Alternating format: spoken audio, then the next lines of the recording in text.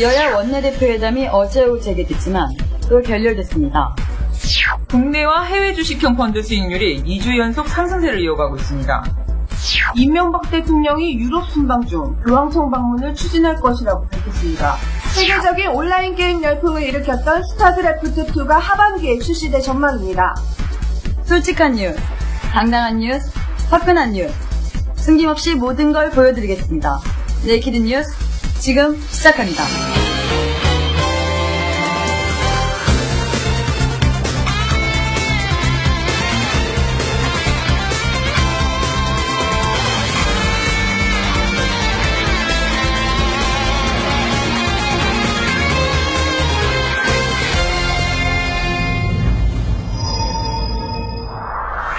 국내외 증시가 동반 상승하면서 국내와 해외 주식형 펀드 수익률도 올랐습니다.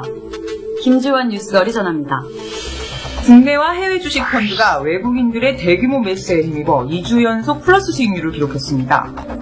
한 펀드 평가사에 따르면 국내 대형주 펀드는 0.50%를 기록했고 코스닥 투자 비중이 높은 중소형주 펀드는 정부의 대운하 중단 발표에 타격을 입어 감소세를 보였습니다. 이처럼 주식형 수익률이 상승한 이유는 IMF와 OECD의 한국 경제에 대한 낙관적 전망과 미국 연방공개시장위원회의 금리 동결 결정으로 투자 심리가 호전됐기 때문입니다. 세계은행이 한국 경제가 가장 빠른 회복세를 보일 것이라는 발표를 한 후 코스피는 상승세로 출발했습니다.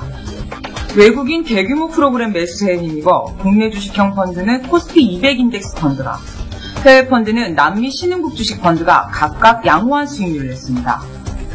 업종별로는 정부의 다양한 사업과 정책 발표로 전기전자와 운수장비 업종이 각각 4.2%와 3.25%를 기록했습니다. 하지만 하반기에도 이러한 외국인들의 매수세가 이어질지에 대해서는 의문입니다. 우선 북한의 핵실험 위협과 지난 주말에도 발사한 북한 미사일로 한반도 긴장감이 지속된다면 외국인들의 매수세가 줄어들 것으로 보입니다. 지금까지 김지원 뉴스거리였습니다. 이명박 대통령이 이탈리아에서 개최되는 주요 8개국 확대 정상회의 참석차 유럽 3개국을 순방할 계획입니다. 손민아 뉴스거리 보도합니다. 이명박 대통령이 요새 바쁩니다. 지난달에는 미국, 일본을 오가더니 내일부터 7박 8일 일정으로 이탈리아, 폴란드, 스웨덴을 방문합니다. 9일에는 정상회의가 열리는 이탈리아에 도착해 17개국 정상이 참여하는 각종 회의에 참석하고 이와 함께 유럽연합 의장국인 스웨덴을 방문해 한EU 자유무역 협상도 타결할 가능성이 비춰지고 있습니다. 한EU FTA 협상은 지난 4월 초 전격 협상에 접근했다가 관세 환급 문제로 합의에 실패했는데요. 원자재 수입과 공산품 수출 비율이 높은 우리나라는 관세 환급 제도를 반기지만 유럽 연합 소속 국가들은 반대하는 입장입니다. 이번 방문으로 이 대통령은 어떤 결과를 가져다 줄지 귀추가 주목됩니다. 한편 이 대통령은 이번 유럽 순방 중 로마 교황청을 방문해 교황 베네딕토 16세와 회동하는 방안을 추진 중인 것으로 알려졌습니다. 방문이 성사될 경우 교황과 만나 북한의 핵실험과 인권 문제 등 다양한 주제로 편안하게 의견을 나누는 시간을 가질 예정이라고 하는데요. 지난달 경찰이 용산 참사 해결을 촉구하며 단식 중인 신부를 폭행한 사진이 공개돼 논란이 일었습니다. 이 대통령은 교황을 만나 인권 문제에 대해 대화를 하겠다고 했는데요. 성직자와 경찰 공권력에 맞는 나라의 대통령이 인권 문제에 대해 어떤 입장으로 무슨 말을 할지 궁금하네요. 지금까지 손민아 뉴스거리였습니다. 국민게임으로 불리던 스타크래프트2의 출시가 임박했습니다. 김예나 뉴스거리 전합니다. 많은 분들이 기다리셨죠?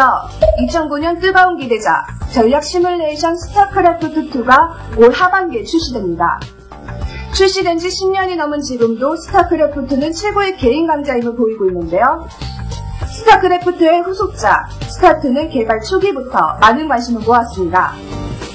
스타2가 출시도 안 된 상태에서 한 게임 업체가 스타2의 PC방 유통권을 가졌다는 소문만으로 그 게임 업체의 주가가 4일째 급등하고 있습니다. 또한 90년대 말 스타크래프트로 인해 전국에 수많은 PC방이 생겼고 한국 게임 산업의 전반적인 성장을 이끌어냈습니다. 또한 프로게이머라는 새로운 직업도 만들어냈죠. 전 세계적으로 950만 장 이상 팔린 스타크래프트는 우리나라에서 이제 게임이 아닌 하나의 문화로 자리 잡았습니다. 이처럼 한국인들에게 받은 폭발적인 인기를 반영하듯 지난달 미국에서 스타트의 한글 버전이 최초로 공개됐고 핵심 개발자들이 직접 한국을 방문해 게이머들과 만남의 자리를 가졌습니다. 하지만 아직까지 스타트의 한글 서비스에 대해 논란이 있습니다. 미션과 캐릭터의 어색한 직역이 문제인데요. 올해 스타크래프트를 만든 불의자들은 세계에서 가장 성공한 게임사로 선정됐습니다. 우리나라 게임 업체는 넥슨이 19위로 평가됐는데요. 게임 산업에 대한 지원과 육성은 정부의 10개 중점 추진 과제 중 하나로 선정될 만큼 중요한 문화산업이죠. IT 강국인 우리나라도 조만간 전 세인의 마음을 사로잡는 멋진 게임이 나왔으면 좋겠습니다. 지금까지 김연아 뉴스거리였습니다. 여야 원내대표들이 비공개로 주말인 어제 회담을 가졌지만 2시간 만에 협상이 결렬됐습니다.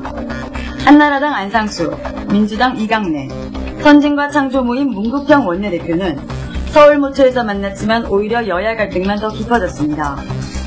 특히 이번 회담에서는 임시국회의 최대 쟁점인 비정규직법과 미디어법 등을 논의할 예정이었습니다. 하지만 서로의 입장차를 좁히지 못하고 황금 같은 휴일에 머리를 맞댔지만 결국 성과 없는 회담이 끝났는데요. 비정규직법을 두고 안상수 한나라당 원내대표는 1년 반 대신 1년 유예를 수정안을 냈지만 이강래 민주당 원내대표와 문국평 선진과 창조 모임 원내대표는 법이 시행되는 상태에서 유예보다는 보완책을 마련해야 한다며 한나라당의 제안을 거절했습니다. 여기서부터 여야 원내대표 회담이 삐걱거리기 시작했겠죠. 비공개로 진행된 회담이니 알 수는 없지만 미디어 관련 법에서도 판명선만 그렸는데요. 한나라당 대표는 6월 국회 표결 처리 강행을, 민주당 대표는 합의가 안 될 경우 9월 정기국회 논의를 강조했습니다. 여야 원내대표는 두 법안에 대한 결과물이 나오지 않자